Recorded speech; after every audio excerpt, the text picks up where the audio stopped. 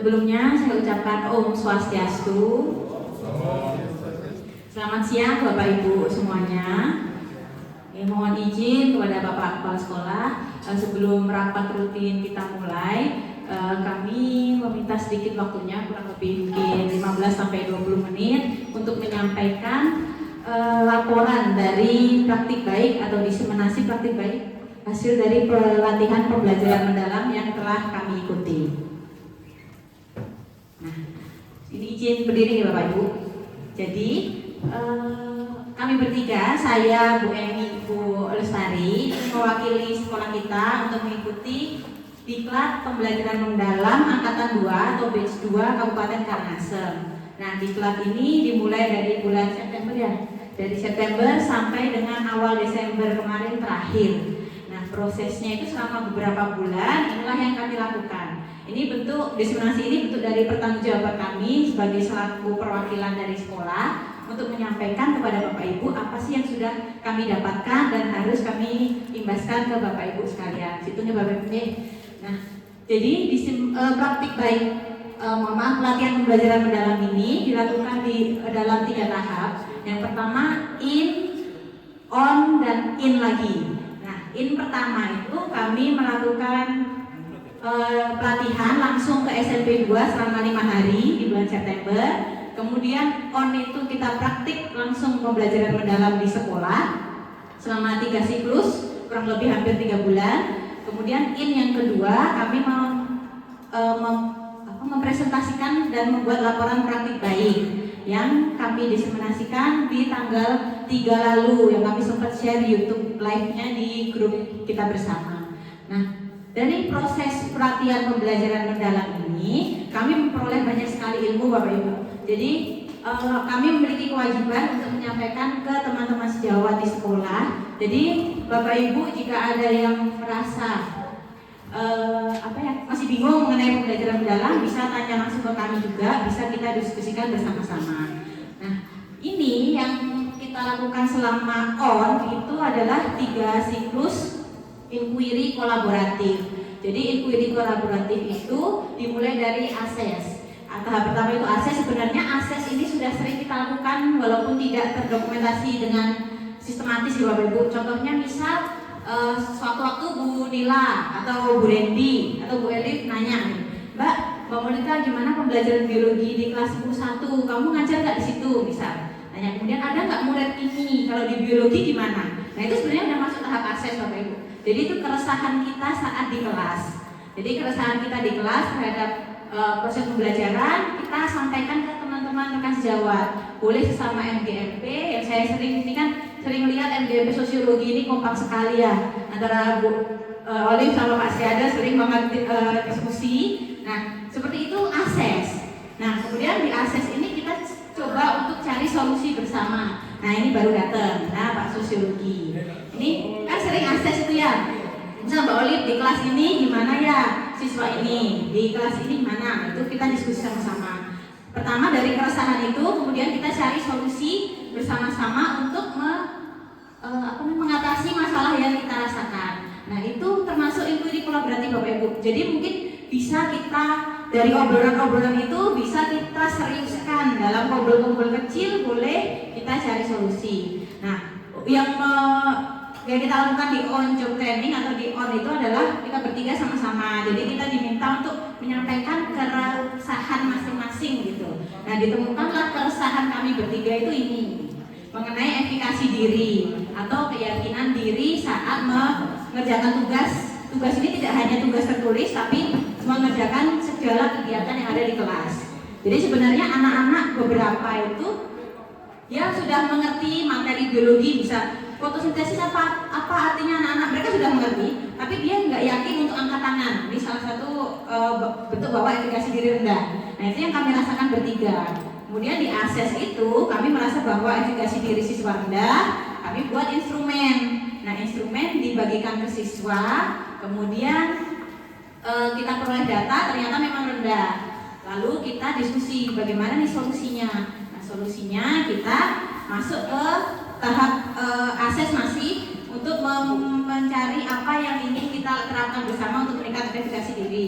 Kebetulan kita memilih pembelajaran kooperatif atau cooperative learning dengan tipe masing-masing sesuai dengan materi. Itu. Nah, kemudian masuk ke tahap kedua, yaitu setelah akses tadi yang ngobrol-ngobrol itu seperti Pak Sriado dan Bu Olive itu, masuk ke tahap perencanaan. Nah, di perencanaan itu mulai kita menyusun RPP atau RPM, sekarang disebutnya bebas, boleh RPP, RPM, modul aja juga boleh. Nah, dari tujuan pembelajaran, dari metode dan model pembelajaran yang kita sepakati di akses. Setelah itu kita implementasikan. Nah, saat implementasi di kelas ini boleh mengajak teman sejawat untuk melihat kita mengajar, Bapak Ibu. Saat itu saya mengajak Bu Sutri untuk melihat apakah saya mengajarnya sudah sesuai dengan RPP yang saya susun, apakah TP-nya sudah sesuai, atau materinya ada miskonsepsi atau tidak, itu boleh dilakukan. Kemudian setelah praktek pembelajaran di kelas, kami kumpul lagi bertiga untuk berefleksi. Meningkat gak ya ini efikasinya, berpengaruh tidak ya model pembelajaran cooperative learning ini. Itu Bapak Ibu. Jadi mungkin kita sebenarnya sudah melakukan itu, hanya tidak tersistematis dengan baik. Nah, mungkin setelah ini bisa kita sama-sama untuk melakukan inquiry kolaboratif bersama.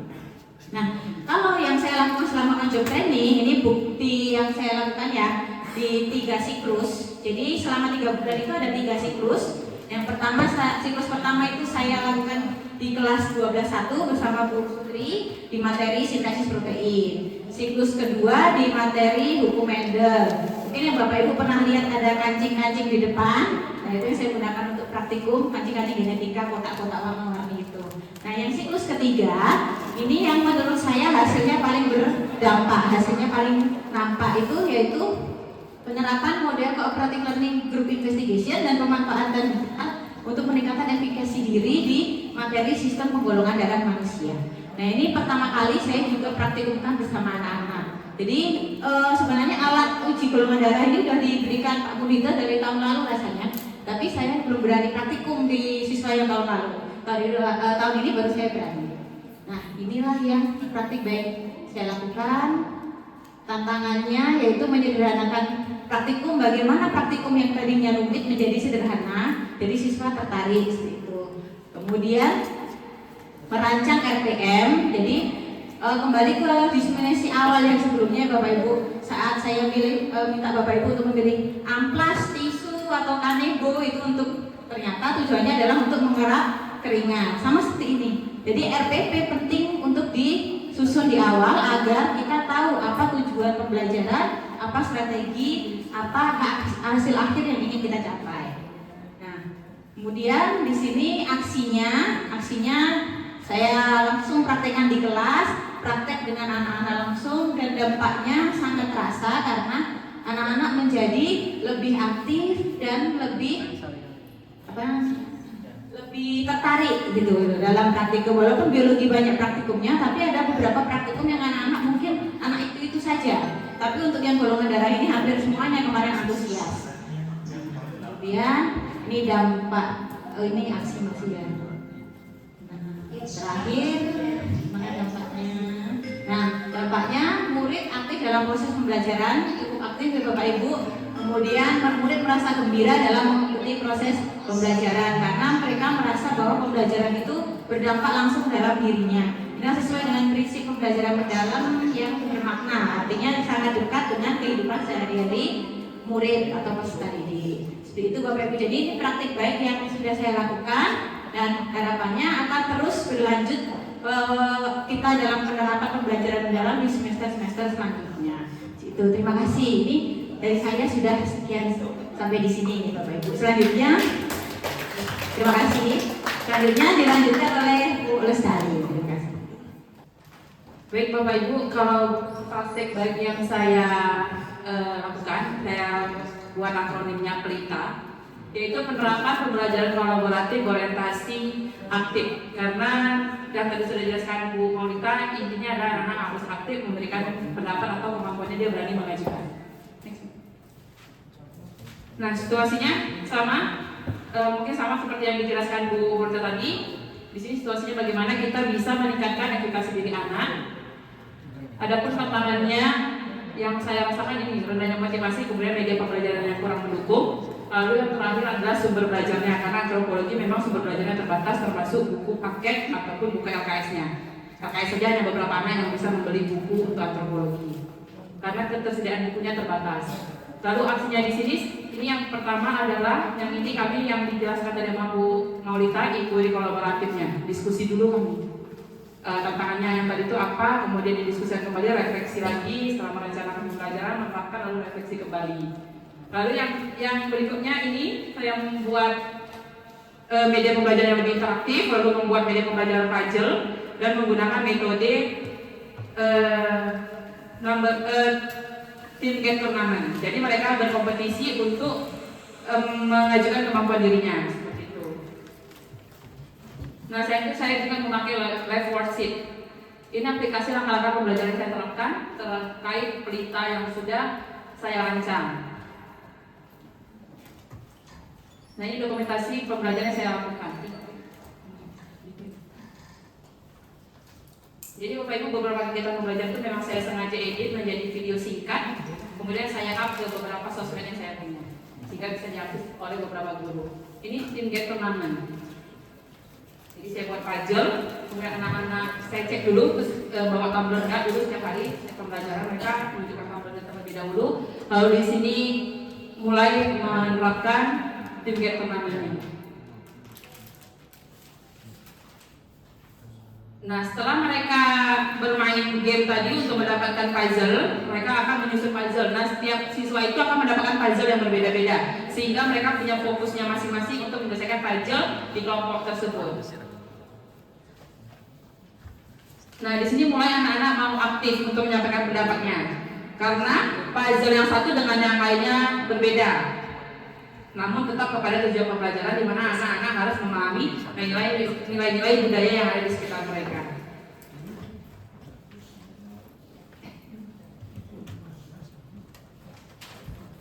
Nah, dampaknya apa? Anak-anak menjadi lebih aktif karena mereka merasa bahwasanya pembelajaran ini tertantang untuk mereka sama-sama mencari jawaban atas puzzle yang mereka susun seperti itu. Lalu dari saya sendiri dampaknya saya menjadi lebih sering mencari informasi terkait metode pembelajaran yang menyenangkan sehingga anak-anak mau menyampaikan kemampuan dirinya seperti itu. Mungkin sekian dari saya praktik baik yang sudah saya lakukan di kelas. Bapak Ibu jika ingin melihat bisa nanti search di Instagram saya karena beberapa metode pembelajaran saya upload di media sosial saya. Terima kasih.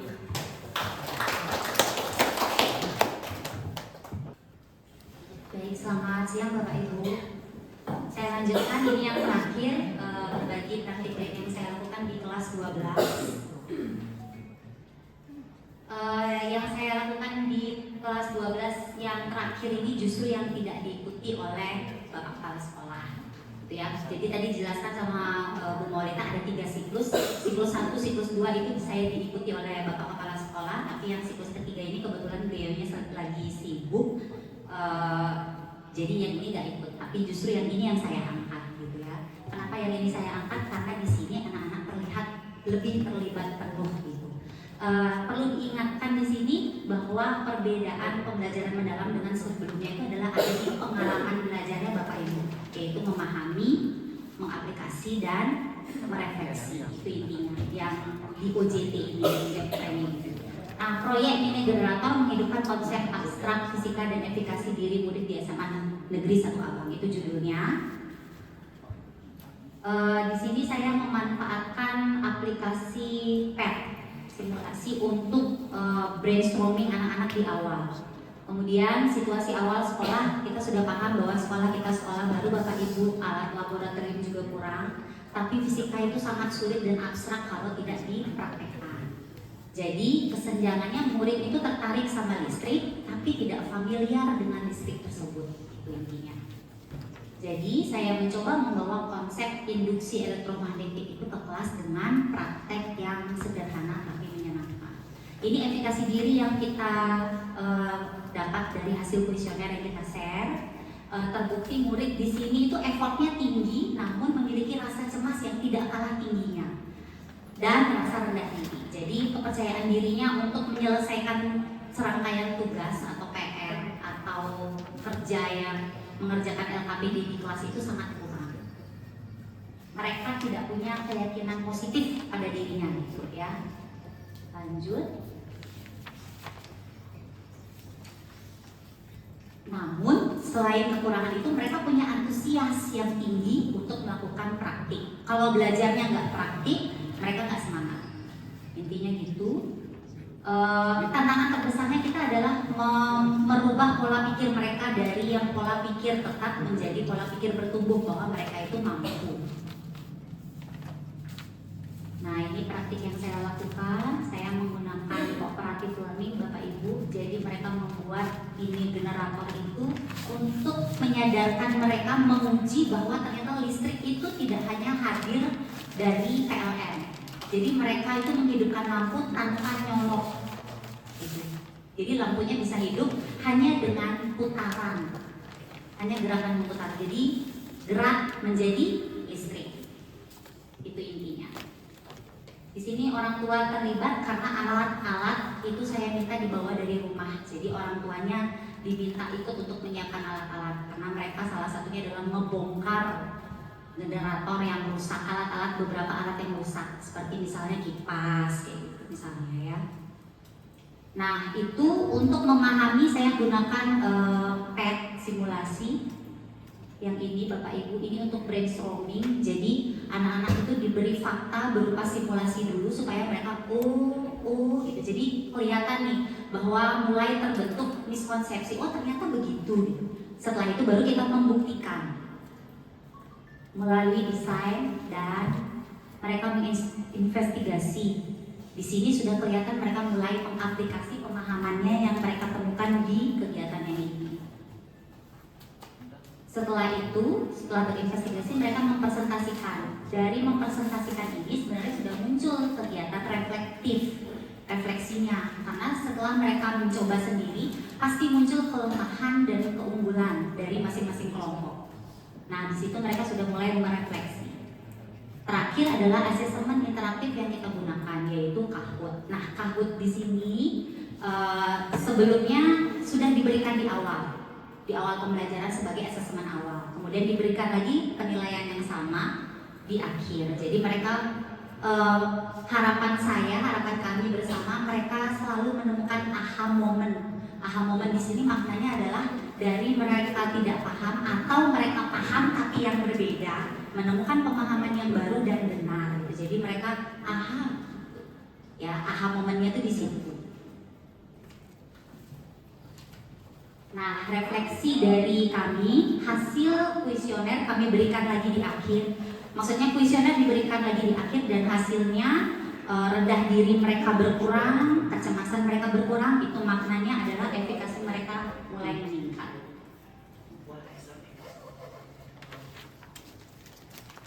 Ini yang saya lakukan Bapak Ibu, jadi anak-anak itu diberikan pengalaman keberhasilan. Kalau mereka diberikan pengalaman untuk berhasil, maka saya rasa mereka pasti pemahamannya lebih mendalam. Begitu. Dan yang terakhir seperti ini, jadi mereka menghidupkan lampu LED itu dengan menggunakan tenaga angin, gerakan kincir yang memutar, tidak dari listrik PLN. Jadi mereka paham beberapa konsep di sini bahwa listrik itu bisa dibangkitkan gitu, ya, dari generator. Nah, fisika itu terasa nyata Bapak Ibu ketika kita mengujinya, sama seperti hidup yang dipahami lewat pengalaman. Terima kasih.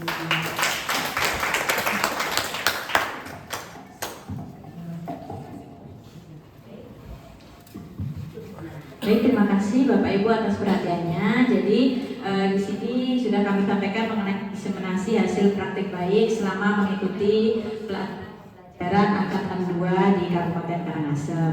Nah, cukup sekian. Ini karena saya membuka, langsung saya tutup ya Bapak Ibu. Tidak ada diskusi. Kalau memang ada yang mau ditanyakan nanti langsung langsung aja kita ngobrol. Ya, jadi saya tutup dengan para pesanti. Om Santi Santi Santi Om. Assalamualaikum warahmatullahi wabarakatuh.